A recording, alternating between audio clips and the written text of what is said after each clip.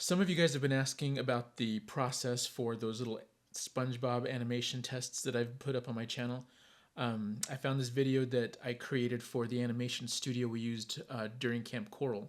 This video was to help the animators understand how to keep SpongeBob on model while animating in Maya. Hopefully this will give you a small glimpse of what it takes to create character animation for a television show. Hey everybody, this is to show you what we mean by when we say pose or match the expression, not the drawing in the boards. When we say keep everything at default, this is how SpongeBob looks when we open the character. When you first open him up, everything is at default position, and so this is kind of what we're asking for. So to demonstrate, I brought in a piece of an animatic and making a camera here to show kind of how I set things up. I always want the image plane to be on top of SpongeBob. I bring it down so I can see both of them clearly before I start matching the size. I'll go through the boards and find where he looks the most normal, especially in this shot because he's doing a few cartoony things, but I feel this is like the most where he's at default, so I kind of try to match this up.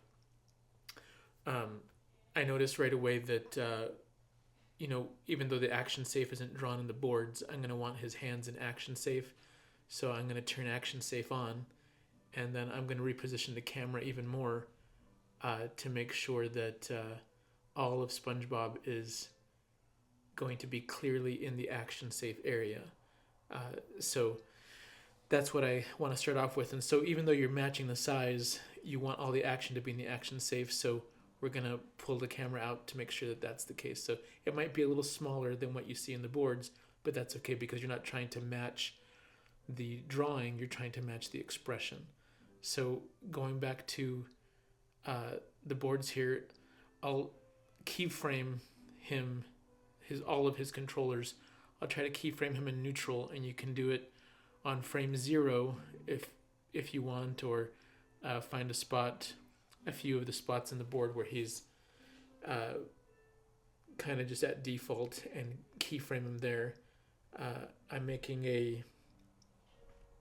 I don't have this set in here, so I'm just making a quick little cube to show where Krab's bench is as I pose him out. So again, I don't want to change him too much. I don't want to move his facial features around too much just yet. I'm trying to match the pose as much as I can without moving his features first. Try to get the body, the line of action first. And I might just try a few different things to make sure I get what's closest to the boards. I noticed that by scaling out his whole body at once, it created some bad shapes like in the corners and stuff like that. So I decided to scale the individual controllers.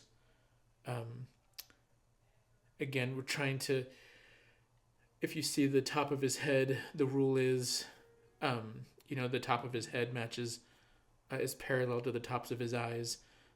So we want to keep the top of his head and the top of his eyes even. We don't want to move just the top controller. We want to move the body, rotate the body if we're going to do that. So for this pose, because it's cartoony, I'm going to move the features around to kind of get more of what we see in the boards. This pose, because it is cartoony, I can still match. I can match exactly what the drawing is like, or as close as possible to what the drawing is like, still without getting him too off model. So again, I'm going to move things around, but I don't want to rotate the top of his head separately from his eyes, because that'll create a different weird shape up at the top. So we always want to keep the top of his eyes parallel to the top of his head. Again, just turning the image plane on and off to see how it's looking. For his hands, we don't want, even though in the drawing they're huge, they're big because they're drawn, and the artist is probably drawing really quickly. we want to keep his hands at default scale. So the fact that the fingers are spread out, his hand is going straight up. You can match the sleeve because it's kind of stretching out, and stretch out the arm up to where the hand is, but then we don't want the hand to get bigger than it is. So keeping the hand at default position, you can go ahead and pose out the hand without scaling it up or changing the features too much. Again, just to keep everything looking like SpongeBob. When his hands get too big, he starts to look more like Mickey Mouse, and unless it's part of the story, we don't want his hands changing sizes. So here, it's not part of the story, so we want to keep his hands the way they are from default. So again, for the teeth,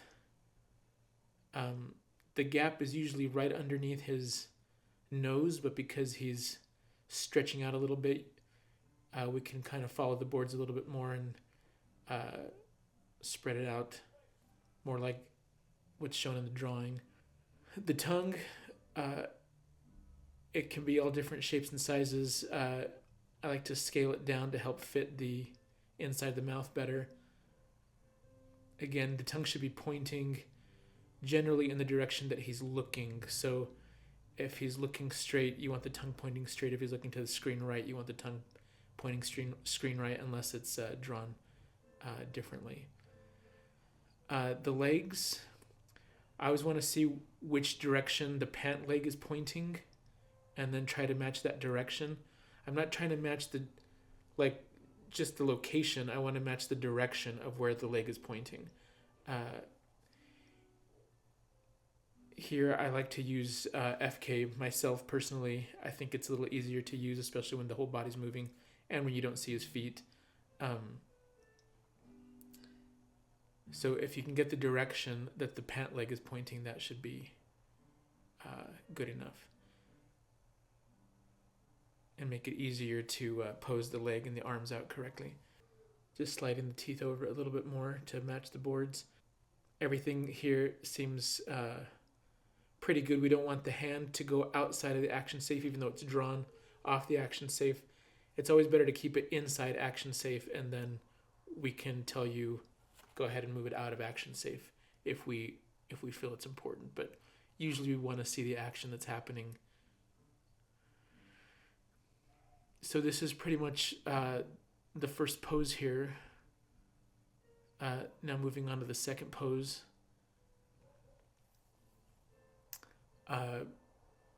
Again, it's a little more cartoony. I'm gonna scale up, try to match his body without warping it too much. So the least amount of warping that I can do, the easier it'll be to keep him looking like SpongeBob. So because I can't stretch his body down, I'll move his body down and stretch his body up. I'll adjust the eyes and then keep the nose right in the same spot, right between the lower portion of the middle of the eyes, right in between them. And he's looking at camera, so even though the drawing has the pupils close together, if it doesn't look right in CG, because it's dimensional, the expression is he's looking at camera. Again, I'm rotating the body with the eyes, so the top of the head stays parallel with the top of the eyes. I will try to find the blend shape for the mouth that is closest to the mouth shape before I start adjusting the individual lip controls. So here I'm just trying to find if these controls are enough, but they're not, so I'm going to open the lip peel controls for the shape of the mouth. Again, we're trying to avoid pinching and warping around the mouth geo, so as close as you can get it without warping or pinching the geo, making sure the freckles are still visible.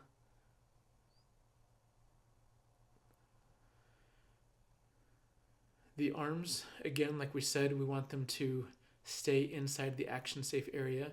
And again, the drawing shows the expression.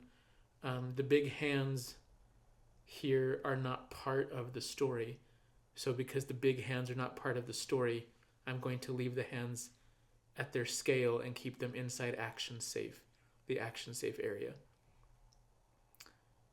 Just going to pose them spread out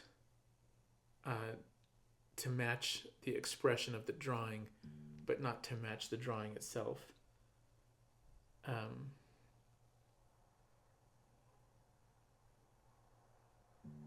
And these hands are not curling backwards, they're just spread out sideways. They're fanned out. So you want to make sure you get a nice wide fan in the fingers as shown in the boards. Again, matching the expression, not the drawing. So the pose will be different than the drawing size-wise and stuff like that a little bit, but that's okay because we want to see the expression and have him still look like SpongeBob, younger SpongeBob. So here I'm just opening the body deform controls just to get the shape of him a little bit more like the boards, because the line of action is straight up and down, but slightly to the left. But we want the inside of his middle of his body to come inside more. Usually for the next pose, I'll try to put everything back to default, just so I know I'm starting at default and I'm not trying to go from a twisted or shaped pose and trying to get what we need. So the tongue here, I'm squashing it down a little, scaling it down to allow it to fit in the mouth better without creating a tangent with the teeth. And then adjusting the eye specs so they're both pretty much the same. And there we have like the first couple of poses, and I'm moving into the third pose. I'm not putting in the camera move here. Again, this is just to show the pose. So SpongeBob will be a little bigger in the drawing than he is in the pose. Again, returning everything to default to make sure I'm starting at the correct place instead of it getting a little bit different every pose. I'll return it to default and then start my pose from there. And you don't always have to do that, but at least if you do start this way, you'll know that you're starting correctly. So for the eyes, instead of closing the lids at neutral and then trying to shape them from the middle, I try to bring the lid line down to where the middle would meet and then shape the lids around it. And to get a nice, clean, smooth line, I'll shape the controls that go even inside around, to start curving around the edges of the eyes, just to get that nice smooth line so it doesn't curve up at the end of the eye. This, even though it is a more of a neutral pose, his nose is going down, and it's not, I don't want it to shrink, but I do want it to be thinner. So I'm using the scale control to thin it out. Again, keeping the top the top of the nose right between the eyes where it's supposed to be. So again, we don't want the curve of the eye line, of the lid line, to go up and down at the very edge. So just making sure that I go select the curves around the edges of the eyes to get a nice clean lid line. Now, as I'm posing the brows, I want to make sure the brows are in front of the eyeball so that when they if I shape them down, they don't go into the eyeball, they don't penetrate the eyeball. I'm noticing here that as I'm posing, that SpongeBob is actually looking a little to screen right, so we see the side of his body, but I've been posing him out so that he's straight at the camera. So I'm going to adjust his body shape and adjust his body so he's more like in the camera, and that's going to require me to change a few of the features that I've posed out already, like the eyebrows and the nose and stuff. So I will first try to get his body in the proper direction. Not too far away from camera, but so we can easily see his eyes and the other side of his face. Again, everything is at default. The eyes haven't been scaled down and the body hasn't been made wider or thicker. And from here, I can now start posing it a little better, making the tip of the eyebrow a little thicker.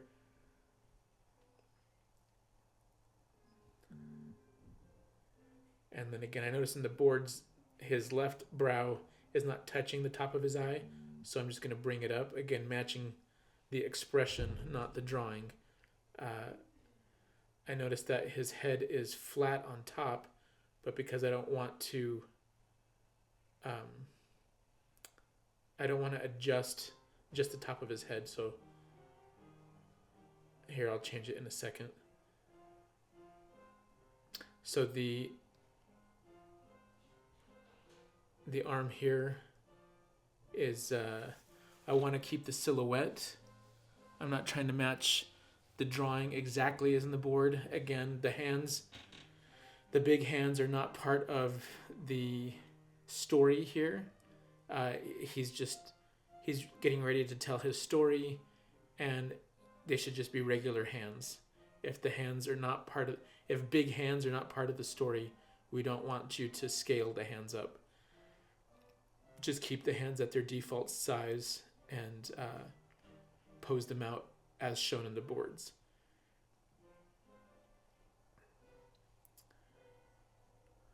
So now this, his screen right arm or his left arm,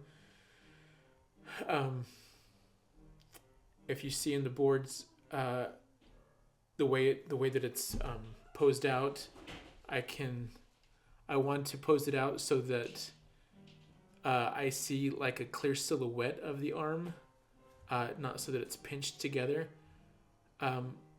Again, I just want to match the expression. I'm making sure the elbow doesn't look pinched or weird.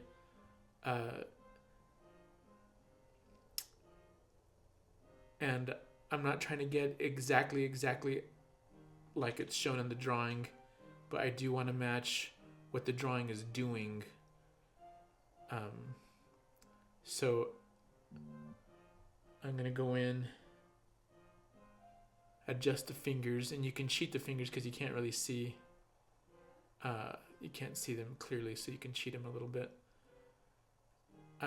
So here I see I'm not getting like a clean silhouette on the arm, so I'm going to try to just get it a little bit clearer.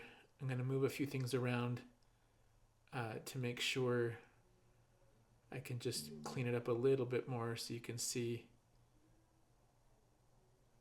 it a little easier. So I'm going to have to lengthen out